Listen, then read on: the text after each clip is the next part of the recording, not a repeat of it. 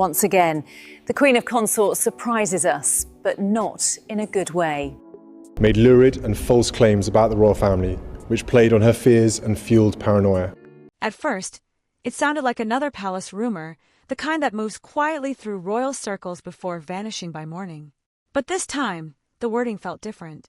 Reports began circulating that King Charles had signed a formal document concerning Queen Camilla's future role, and almost immediately, royal watchers began asking the same uncomfortable question. Was this simply an administrative adjustment, or did it point to something far more personal inside the House of Windsor? Buckingham Palace has not publicly confirmed any dramatic change to Camilla's title or position, and that matters. But in royal storytelling, even an unconfirmed claim can become powerful when it touches an older wound. Because Camilla is not just the king's wife.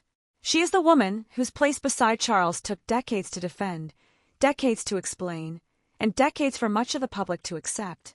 So when whispers began suggesting that a signed document may have placed new limits around her role, the reaction was immediate. Some saw it as discipline, others saw it as betrayal. But beneath all of it was a deeper fear. If Charles is truly drawing new boundaries around Camilla, what does that say about the future of his reign? The most powerful royal decisions are not always announced with trumpets or balcony appearances.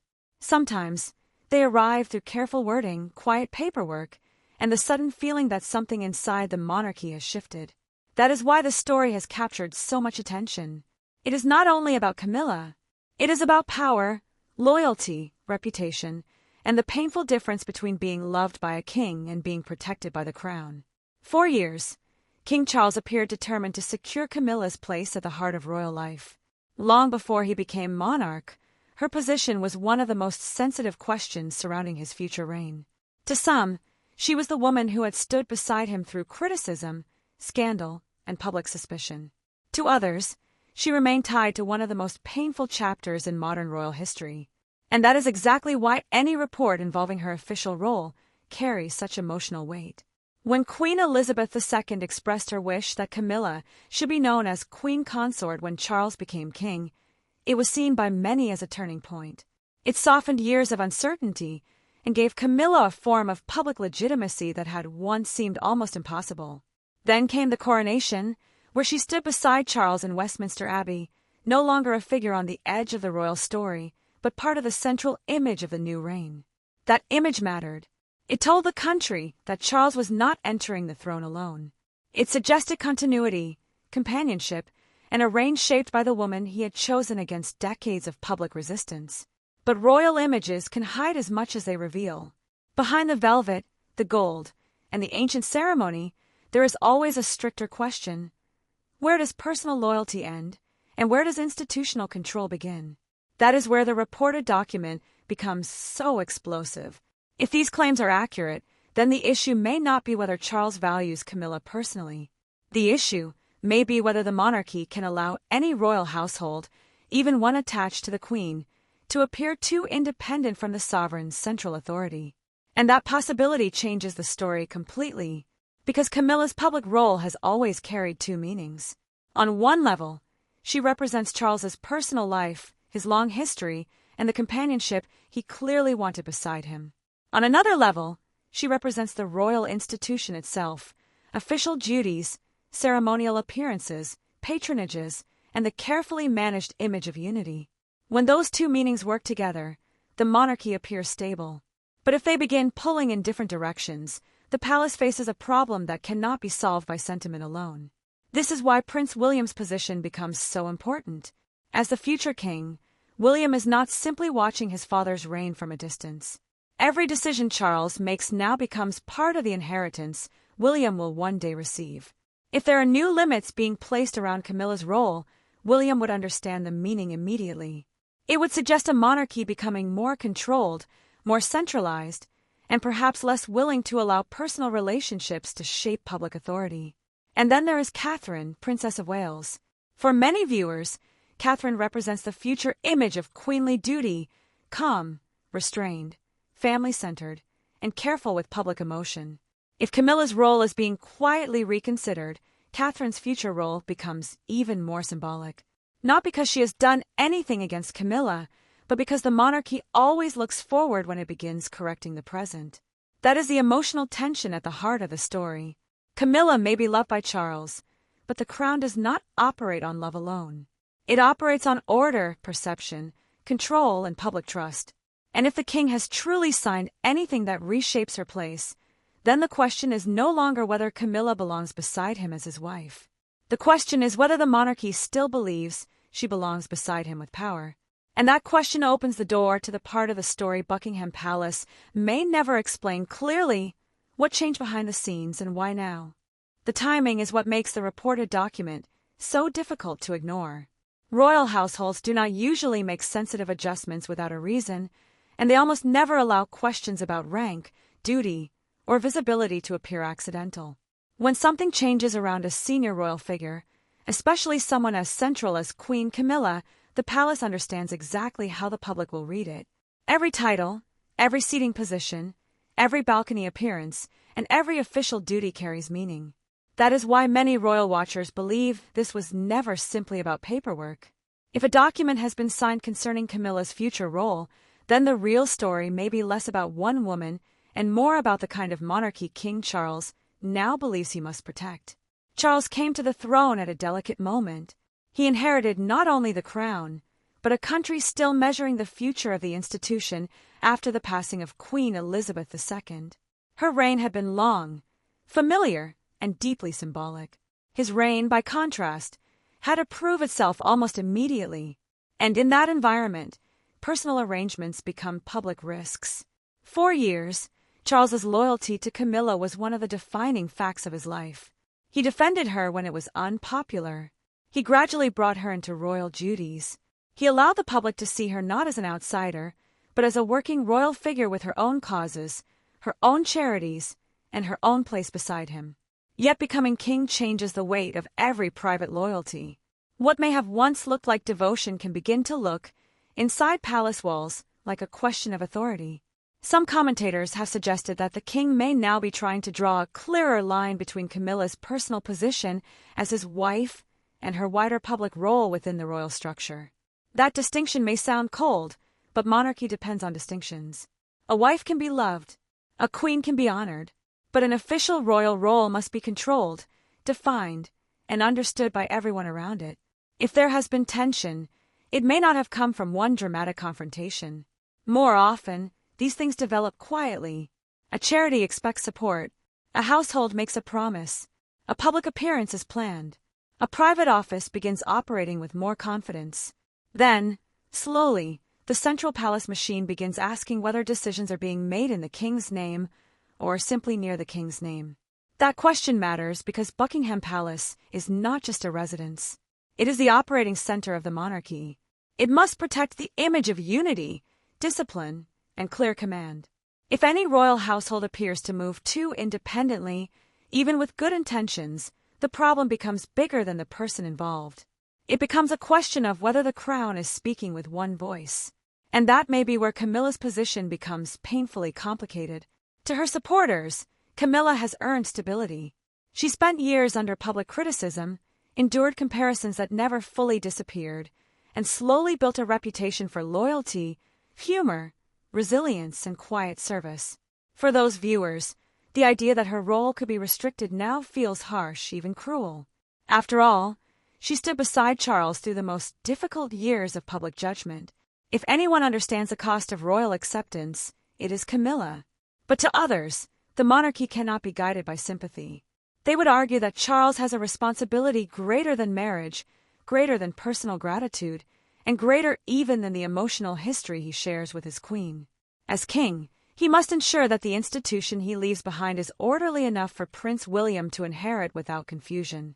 That is where the story begins to shift toward the future. Prince William and Catherine, Princess of Wales, are no longer simply the popular younger faces of the British royal family. They are the next chapter. Every adjustment inside the current reign affects the shape of their future. If Charles is quietly tightening control over senior royal roles, then William is not just watching a family matter unfold. He is watching the monarchy he will one day lead become more disciplined, more cautious, and perhaps less sentimental. For William, that may bring mixed emotions. On one hand, A clearer structure protects the future king. It prevents overlapping authority and reduces the risk of palace confusion. On the other hand, any change involving Camilla carries emotional history. William's life has already been shaped by the complicated story of Charles, Diana, and Camilla. Even now, decades later, the public cannot separate those names easily. So if Camilla's role is being reconsidered, William must understand that the reaction will never be purely administrative. Catherine's position is equally delicate. She does not need to compete with Camilla for the future to move toward her. Time itself is already doing that. As Princess of Wales, Catherine represents continuity, youth, motherhood, duty, and the coming reign. But that symbolism also means every change around Camilla can be interpreted through Catherine, even if Catherine has played no role in it. That is the danger for the palace. A practical restructuring can quickly become a public drama. A quiet document can become a national argument. A boundary around Camilla can be read as a signal about Catherine. And a decision by Charles can become a preview of William's monarchy. So the deeper question is not only what the king signed, it is what the document is meant to prevent. Was this about protecting Camilla from further pressure, or protecting the crown from becoming too dependent on personal loyalty? Was it a small adjustment being exaggerated by royal watchers, or the first visible sign of a stricter new order inside Buckingham Palace? And most importantly, if Charles is now choosing institutional clarity over emotional history, who inside the royal family benefits from that choice, and who quietly pays the price? The answer may lie in one of the oldest problems inside any royal household. Who is allowed to speak with the authority of the crown? From the outside, the monarchy often appears calm, ceremonial, and carefully arranged. Viewers see the carriages, the church services, the balcony appearances, and the polished smiles. But behind those public images is a complex machine of private offices, advisors, schedules, patronages, government links, charitable expectations, and carefully controlled messages. Every senior royal has a household. Every household has priorities. And when those priorities begin to overlap, the palace must decide where influence ends and authority begins. That is why the reported document concerning Queen Camilla's role has created such intense speculation. It may not be about whether Camilla is liked, trusted, or valued by Charles personally. It may be about whether her office, her advisors, or her public work had begun to create uncertainty inside the wider royal system. In monarchy, uncertainty is dangerous. The crown depends on the appearance of order, and once people begin asking who is truly directing decisions, the institution starts to look vulnerable. Some royal watchers believe Charles may have reached a point where he felt the monarchy needed fewer centers of influence, not more. That would not necessarily mean a personal rejection of Camilla. It could mean something colder and more institutional, a decision to make sure every royal role flows clearly from the sovereign, and that no separate household appears to operate with its own independent weight. But even if that explanation is practical, the emotional cost would still be severe. Because Camilla's journey has never been ordinary. She did not enter royal life as a universally admired figure. Her place beside Charles was shaped by controversy, patience, public judgment, and a long campaign of careful rehabilitation. For many years, the palace had to introduce her slowly, almost cautiously, allowing the public to become used to seeing her beside him. First as companion, then wife, then Duchess of Cornwall, then Queen Consort, and finally, in the eyes of the current reign, Queen Camilla. Each step carried meaning. So if a signed document has now placed firmer limits around her role, it would feel to her supporters like a reversal of that long journey. Not a simple adjustment, but a symbolic retreat. The woman who spent decades moving toward the center of the monarchy would suddenly appear to be moved back from it. And for an older audience that remembers the painful history of Charles, Diana, and Camilla, that symbolism is impossible to separate from the past. This is where the story becomes more complicated. Camilla's critics may argue that no royal figure should ever be allowed to become too powerful simply because of personal history. They may say Charles has already given her more acceptance, visibility, and protection than many once thought possible. From that point of view, drawing a boundary now would not be cruelty. It would be responsibility. But her defenders may see something very different. They may ask why Camilla, after years of service and public exposure, should be treated as a risk at the very moment when the king himself is under pressure to show strength. They may wonder whether the palace is trying to protect the monarchy by quietly reducing the visibility of the one figure who still divides public opinion more than almost anyone else at the top of the royal family. And that possibility makes the reported document even more sensitive, because this is not only about internal order, it is also about public image. King Charles knows that his reign exists in a different atmosphere from his mother's. Queen Elizabeth II carried an authority that came from time itself. People had grown up with her. They trusted her presence, even when they disagreed with decisions around the family. Charles does not have that same cushion. His reign is shorter, more scrutinized, and more directly tied to unresolved emotional history. Every move he makes is interpreted through the past. That means Camilla's role is both a source of support and a source of vulnerability. She offers Charles companionship, steadiness, and personal loyalty. But publicly, she also carries memories the monarchy has never fully escaped. For some viewers, she has earned respect. For others, her elevation still feels uncomfortable. And for the palace, that division may be the quiet calculation beneath everything. If Charles is thinking about legacy, he may be asking a difficult question. What version of the monarchy should Prince William inherit? Should William inherit a royal household still shaped by the emotional battles of his father's life? Or should he inherit a cleaner structure where duties, titles, and authority are easier to explain?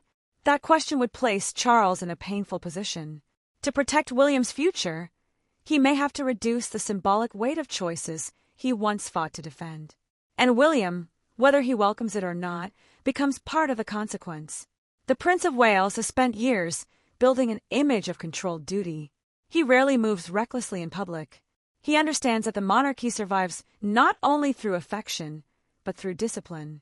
If duties or responsibilities are gradually shifting toward William and Catherine, even quietly, then the public will see it as part of the larger transition from Charles's reign to the future Wales era. But that transition cannot look too eager. It cannot look as though William is stepping forward because Camilla is being pushed back. That would create exactly the kind of family tension the palace usually tries to avoid. So the future king must walk a narrow path, supportive of his father, respectful toward Camilla, protective of Catherine, and careful not to appear ambitious. Catherine faces her own version of that burden. Every time she appears calm, dignified, and steady, royal watchers compare her to other women in the royal story. Some comparisons are flattering, others are unfair. If Camilla's role becomes more limited while Catherine's future role grows brighter, people will inevitably place them in symbolic opposition, even if no rivalry exists. That is the danger of royal silence. When the palace does not explain, the public fills the empty space. A document may have been written for order, but outside palace walls, it becomes a story about marriage, succession, and judgment. It becomes a story about whether Camilla's long road to acceptance was ever truly secure. It becomes a story about whether Charles is still defending the woman he loves, or beginning to defend the crown from the very history that brought her to his side. And if that is the real tension beneath this reported decision, then one question becomes impossible to avoid. Did Charles sign the document to solve a palace problem, or did he sign it because he finally understood that Camilla's role would always carry more weight than the monarchy could safely hold? That is why the palace response, or perhaps the lack of one, becomes so important. In royal life, silence is rarely empty. It can be protection. It can be strategy. It can also be a warning that officials believe the story is too sensitive to touch directly. When Buckingham Palace chooses not to explain every detail, it is usually because explanation itself could create a larger problem than the original question. And in this case, that silence allows every side to see what it wants to see. For Camilla's supporters, the silence may feel unfair. They may believe she is being left exposed while others debate her future as though her decades beside Charles can be reduced to one official arrangement. They remember the years when she was blamed, mocked, and treated as a permanent shadow over the royal family. They watched her move slowly from private controversy to public service, and to them, any suggestion that her role is now being limited feels like another round of judgment disguised as palace discipline. But for those who care most about the institution, silence may look necessary. They may argue that Charles cannot afford to turn a sensitive internal matter into a public argument. The monarchy survives partly because it does not explain itself like a political office. It offers symbols, appearances, carefully chosen words, and controlled visibility. If the king has made a decision about Camilla's role, even a modest one, the palace may believe that the safest path is to let the structure shift quietly and allow the public to notice only what cannot be hidden. That is where appearances become the next battlefield. In the coming weeks, royal watchers would not simply be listening for statements. They would be studying photographs, seating plans, carriage order, church services, balcony positions, diary entries, and the language used in official announcements. Does Camilla appear beside Charles in the same way? Are her solo duties reduced? Are more responsibilities quietly moving toward Prince William and Catherine, Princess of Wales? Does the palace describe her role with the same warmth, or with more careful distance? These details may seem small to casual viewers, but inside the world of royal commentary, they are never small. A title tells one story, a schedule tells another, and sometimes the schedule tells the truth before the palace ever says it aloud. This is where King Charles faces one of the most difficult tests of his reign. If he appears too protective of Camilla, critics may say he is allowing personal loyalty to outweigh the stability of the monarchy. But if he appears too distant, others may say he has used her loyalty for decades only to narrow her role once the crown became difficult to manage.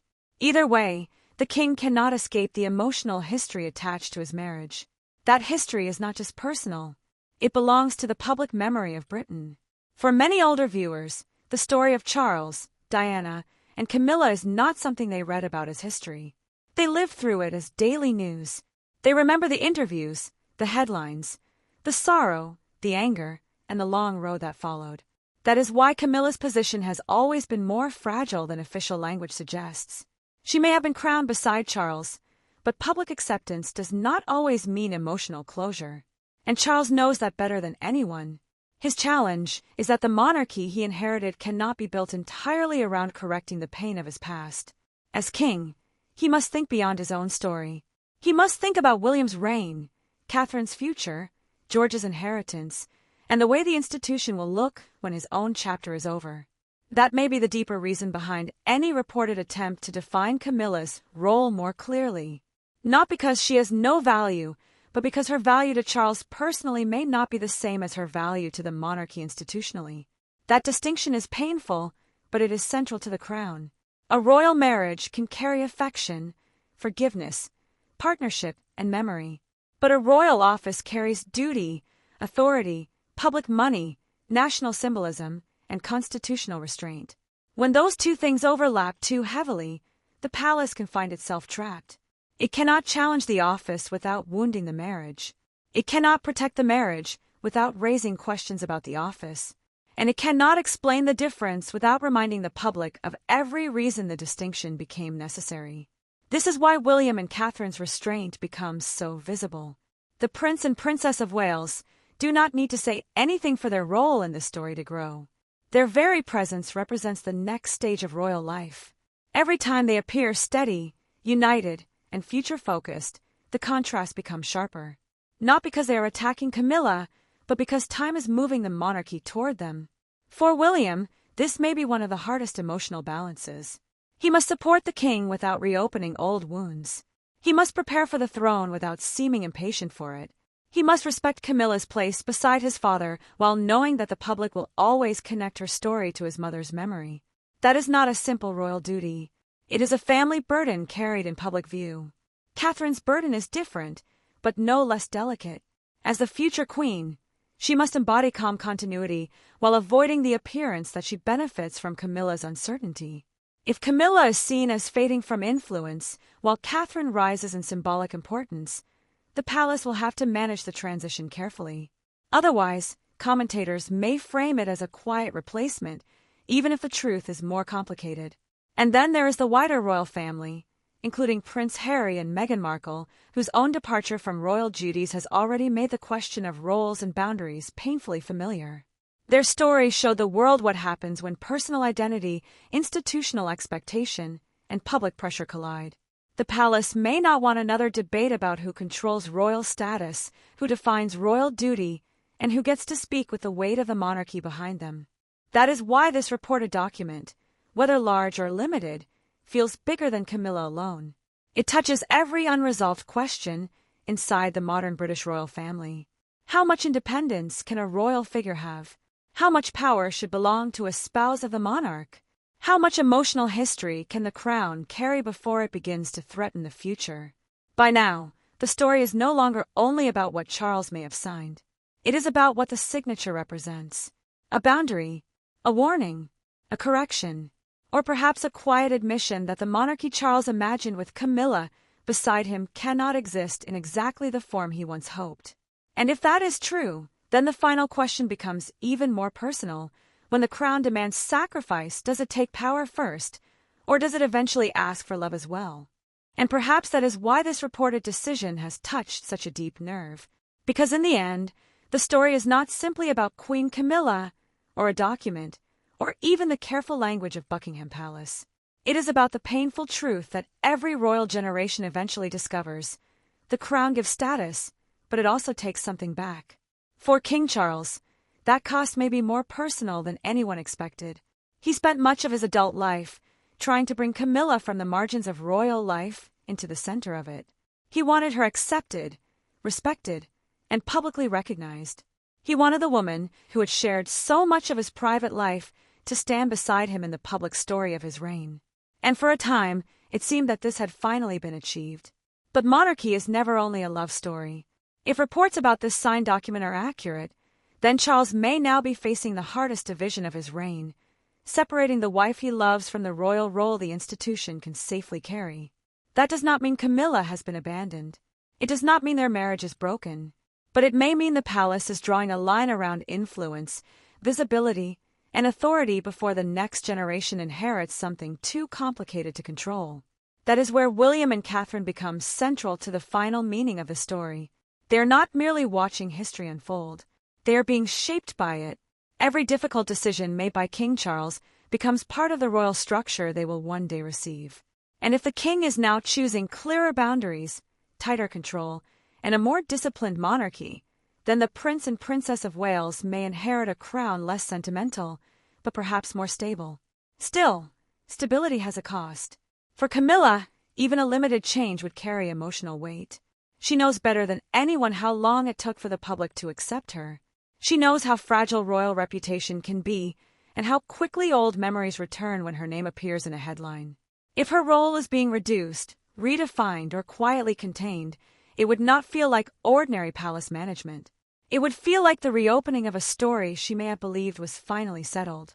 And for Charles, that may be the saddest part. He may be protecting the monarchy from confusion, but he cannot protect Camilla from the symbolism of being questioned again. He may be acting as king, but the world will still judge him as a husband. That is the impossible burden of royal life. Every private loyalty becomes public meaning, and every public decision leaves a private wound. So what are we really seeing here?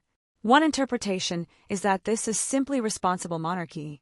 A king making sure every role is clear, every duty is properly managed, and every future question is answered before it becomes a crisis. From that view, Charles is not rejecting Camilla. He is protecting the crown, protecting William's future, and ensuring the royal household speaks with one voice. But another interpretation is more painful. Perhaps this is the moment when Charles realizes that the dream he once carried for Camilla cannot survive unchanged inside the pressures of kingship. Perhaps love brought her to the throne, but duty is now deciding how much of that place can remain. And that is why the story will not disappear quickly, because it asks something larger than whether Camilla's role has changed.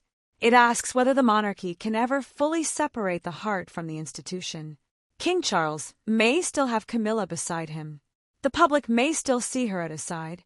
The palace may still use careful language to protect dignity and calm speculation. But if this reported document truly marks a new boundary, then Britain is witnessing more than a royal adjustment. It is witnessing a king learning that the crown does not only test the people outside the family, it tests the people closest to him. And perhaps, in the end, that is the real tragedy and the real strength of this moment. Charles may have chosen order over emotion, duty over comfort, and the future over the past. But the question remains, did he save the monarchy from confusion, or did he quietly sacrifice the very dream that once defined his life? So what do you think?